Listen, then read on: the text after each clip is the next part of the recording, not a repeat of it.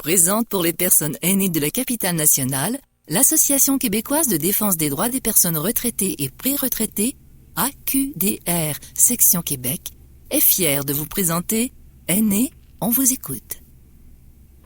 Bonjour, auditrices et auditeurs de Aînés, on vous écoute.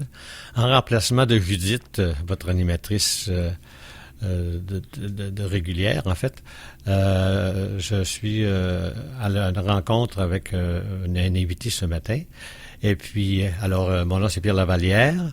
J'ai le plaisir de recevoir et d'accueillir Sadiki Kyaboumba de la République dominicaine du Congo. Alors, il est administrateur, en fait, de l'AQDR Québec. Il va vous expliquer son travail. Et puis, c'est la porte d'entrée lorsque vous communiquez avec l'AQDR Québec. Alors, je vous présente à ce moment-ci. Bonjour, Sadiki. Bonjour Pierre, comment allez-vous? Ça va très bien, merci. C'est un réel plaisir de t'accueillir aujourd'hui dans les studios de CKRF. Alors écoute, peux-tu nous décrire un petit peu, nous résumer un petit peu ce que fait l'AQDR Québec?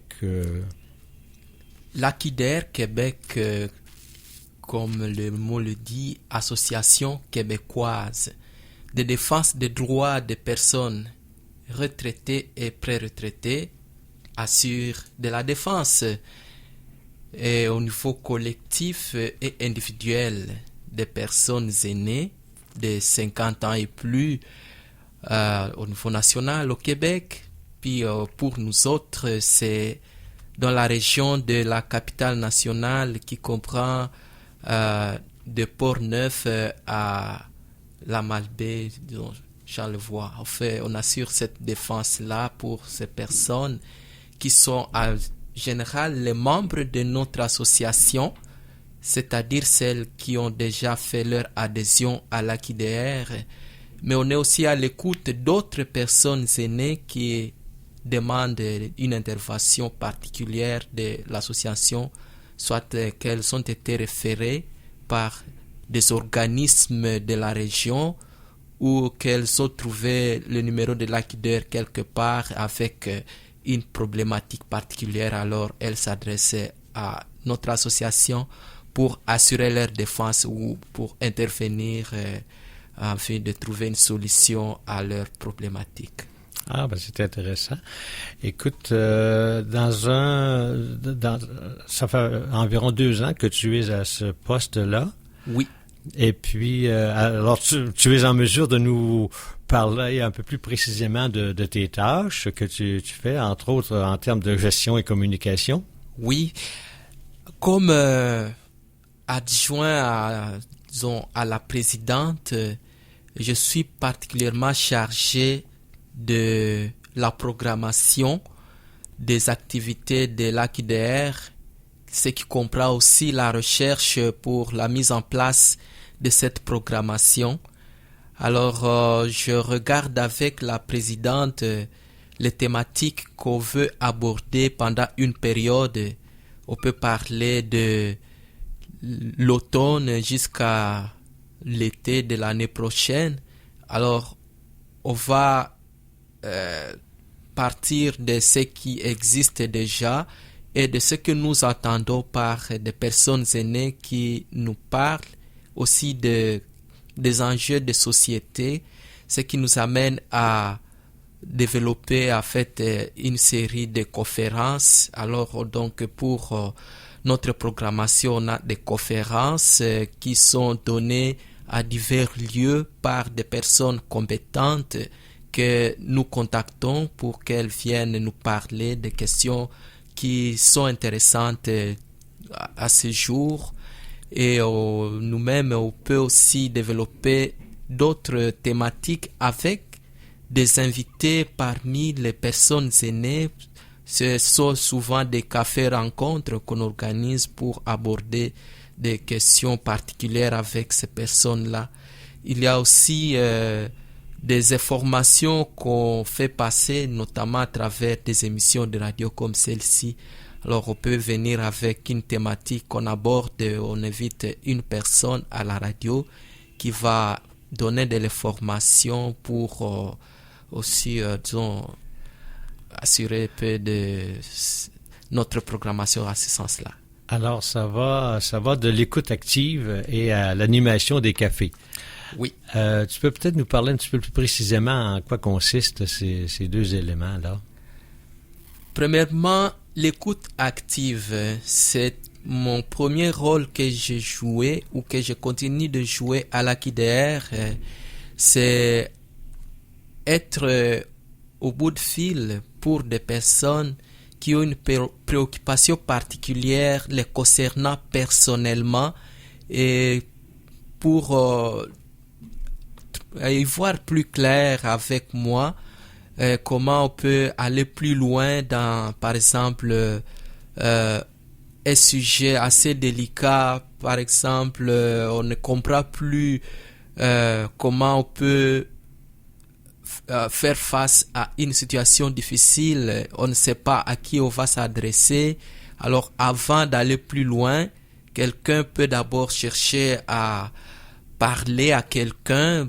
Souvent, des gens qui sont seuls, qui veulent trouver de clarté dans ce qui les préoccupe. Alors, je suis au bout de fil pour les écouter et regarder avec elles peut-être à qui on peut s'adresser pour qu'on trouve plus de clarté dans ce qui les préoccupe.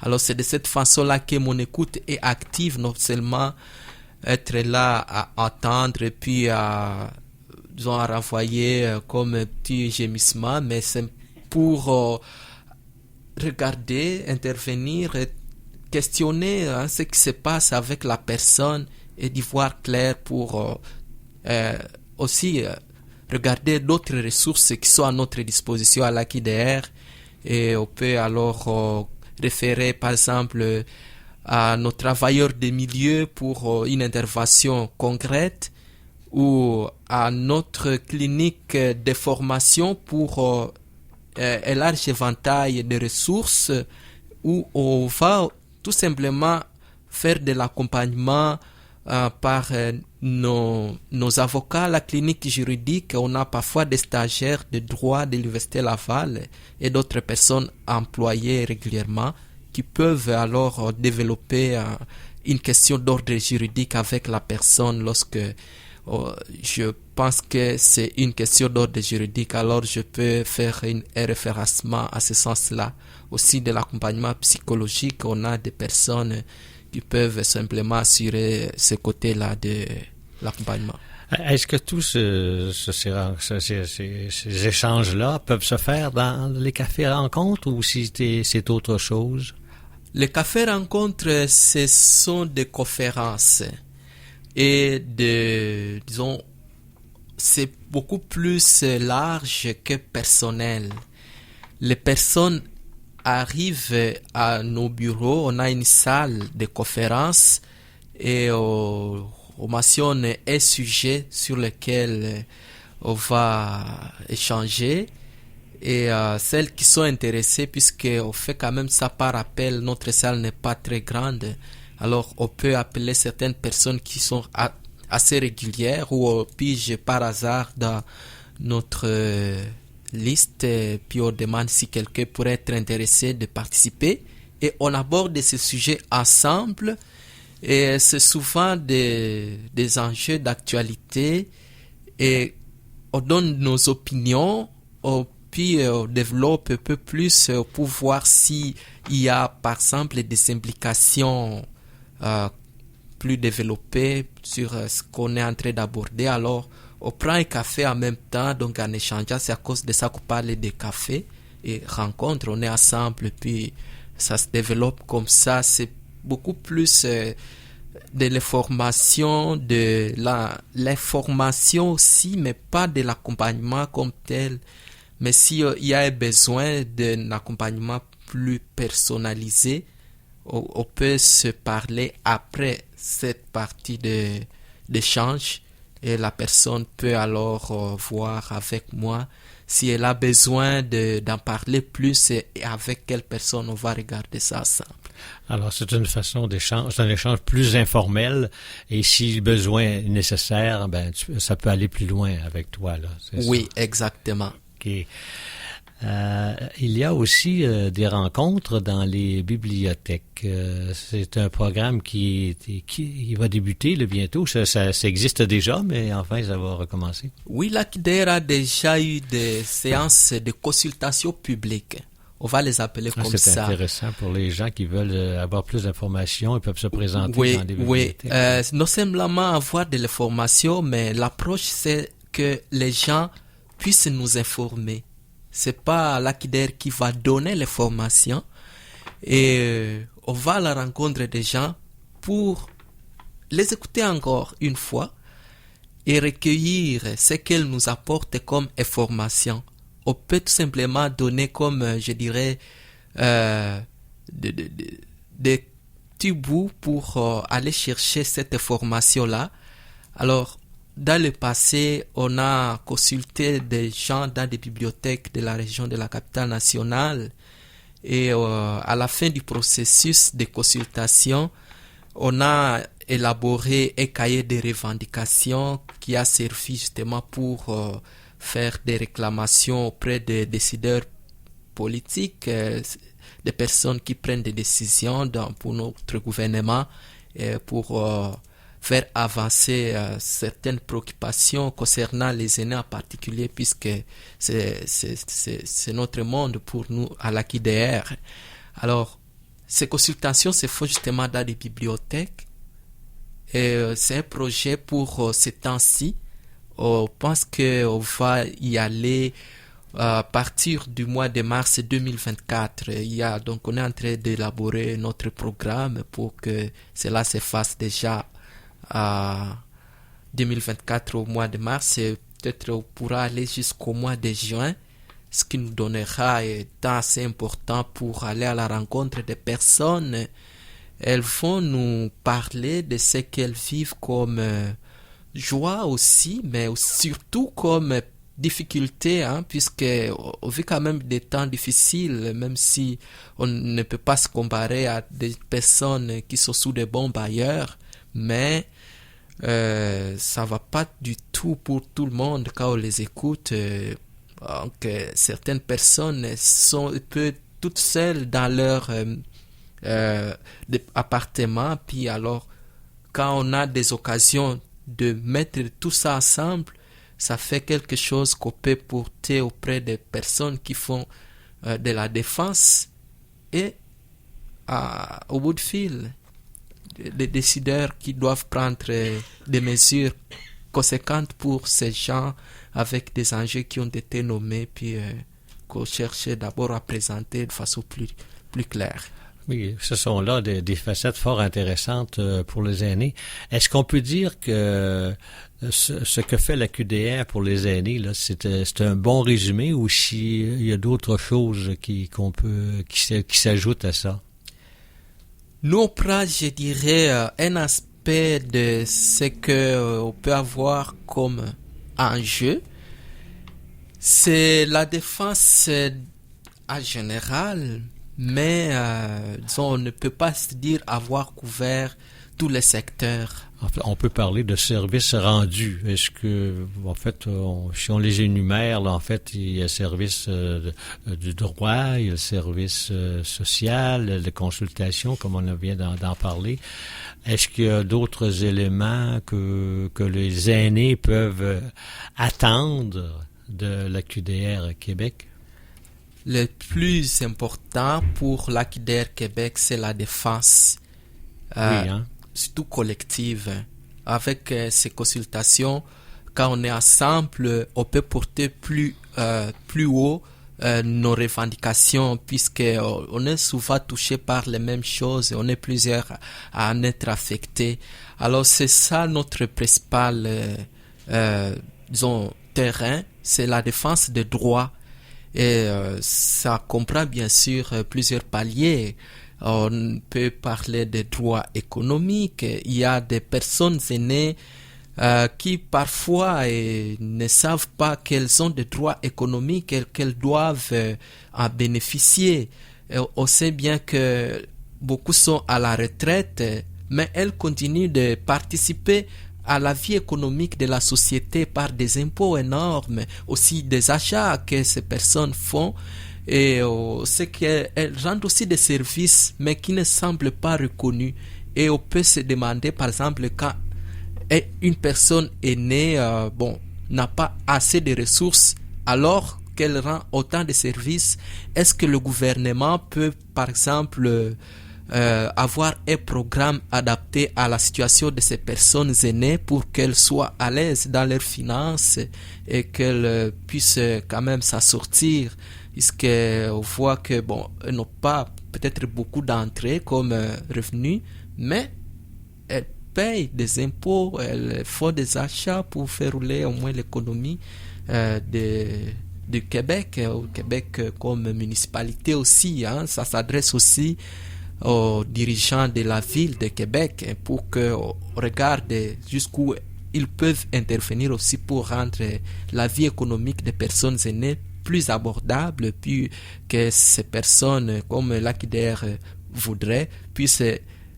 avoir un bien-être de qualité, qu'elles vivent, parce que l'AQDR croit que vieillir c'est quelque chose de positif. Alors il faut qu'on passe ce temps aussi en étant heureuse quand même, qu'on ne soit pas tout le temps comme mal prise avec les situations économiques. On peut parler des droits politiques, il y a des personnes aînées, bon nombre, qui s'impliquent dans l'administration, puis qui apportent des contributions politiques importantes, elles participent aux élections, elles peuvent aussi commenter en fait dans des émissions, mais aussi des dirigeants. On a nos dirigeants à un certain âge, peut-être qu'elles ne se connaissent pas, mais il faut partie de ces personnes aînées qui peuvent aussi avoir des droits à faire reconnaître à la société, notamment peut-être par les plus jeunes, des droits socio-culturels, on peut en nommer des tonnes, et donc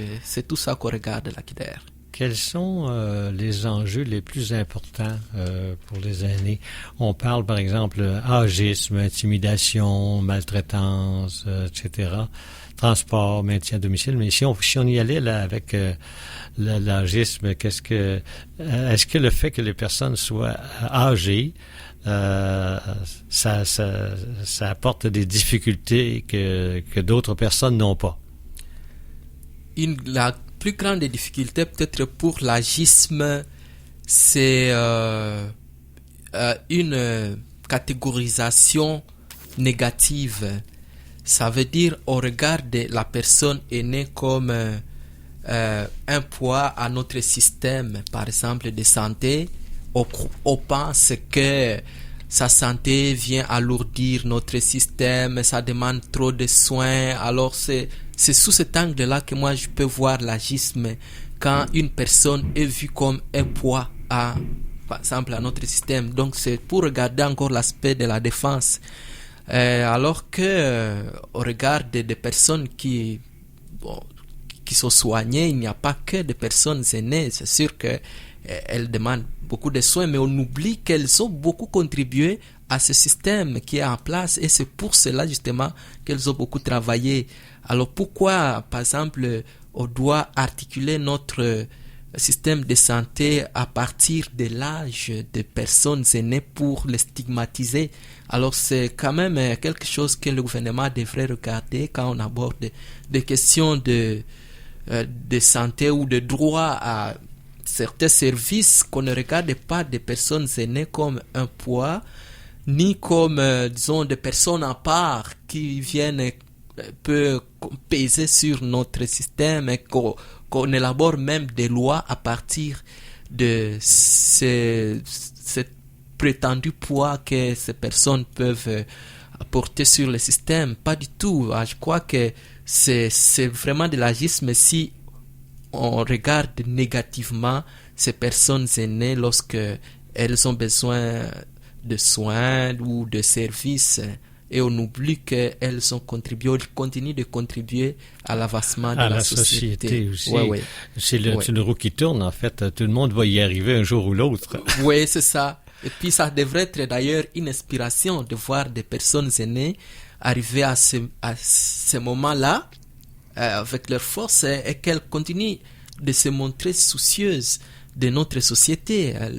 Je sais pas, dans les années à venir, peut-être que on sera peut-être peu porté à être plus social, comme on voit des tendances, mais je n'ai pas d'études là-dessus, mais quand même, on peut se demander ce que ça sera les années qui viennent avec des générations qui stigmatisent des personnes aînées. Est-ce qu'elles pensent à elles-mêmes quand elles seront rendues là? Peut-être qu'il faudra qu'on s'interroge à partir de soi-même, pas pour être plus égoïste, mais qu'on se projette dans la personne aînée. Qu'est-ce que moi je serais? Comment je serais une personne aînée lorsque ça sera mon tour? Oui. Absolument. C'est un phénomène qu'on vit présentement. Oui. Donc, certains pays prennent les personnes âgées dans leur famille, s'en occupent personnellement. Oui. Mais ici, ça s'avère un petit peu plus difficile, étant donné que tous les gens sont occupés à travailler ou à faire autre chose. Donc, oui, ça se comprend. Alors, c'est pour ça qu'on a des endroits où ils sont placés. Des résidences, oui. Ce qui change un peu la donne aussi. Maintenant, est-ce que l'intimidation, c'est un phénomène qui se produit chez les aînés? On entend parler de l'intimidation, mais ce qui m'apparaît encore peut-être phénoménal, ce sont des fraudes.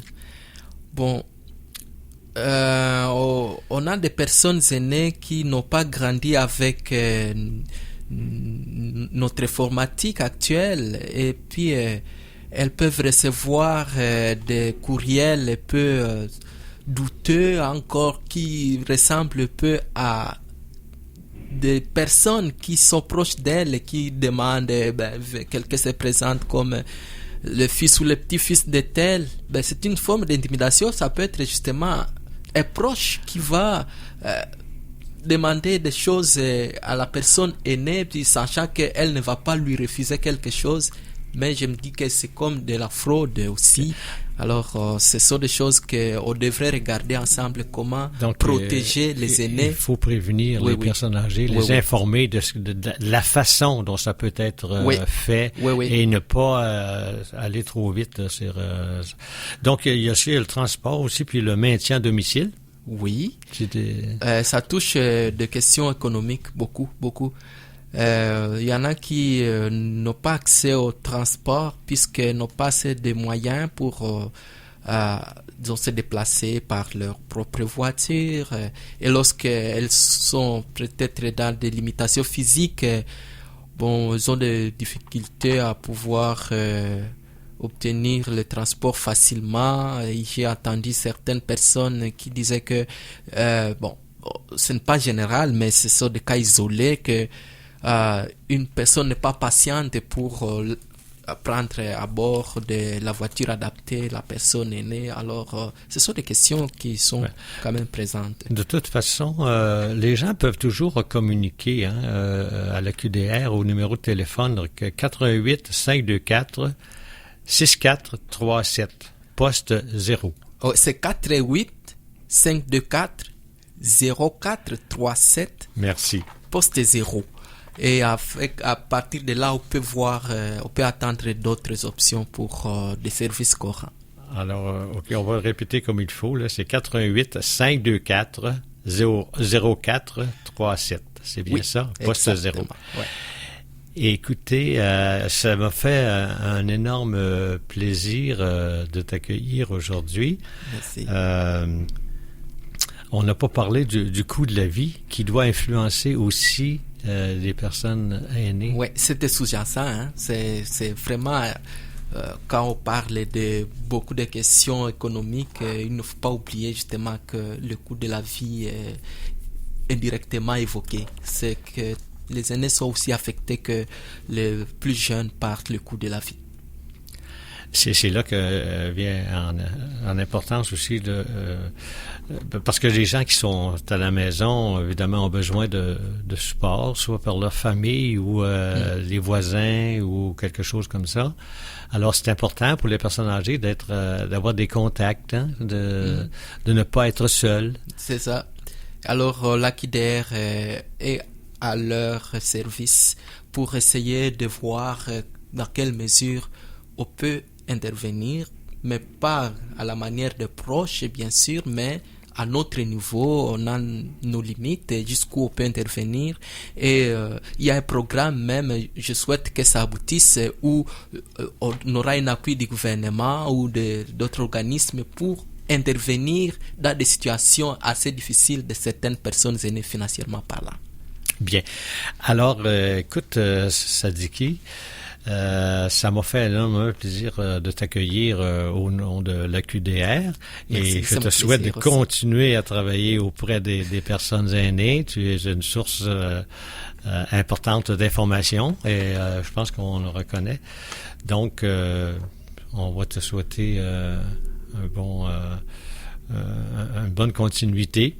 Merci, Pierre. Et puis, chers auditeurs et chères auditrices, ce fut un plaisir de vous présenter Sadiki aujourd'hui. Donc, la semaine prochaine, on se reprendra et bonne semaine à vous. Au revoir. L'Association québécoise de défense des droits des personnes retraitées et pré-retraitées, AQDR, section Québec, est fière de vous avoir présenté Aînés, on vous écoute.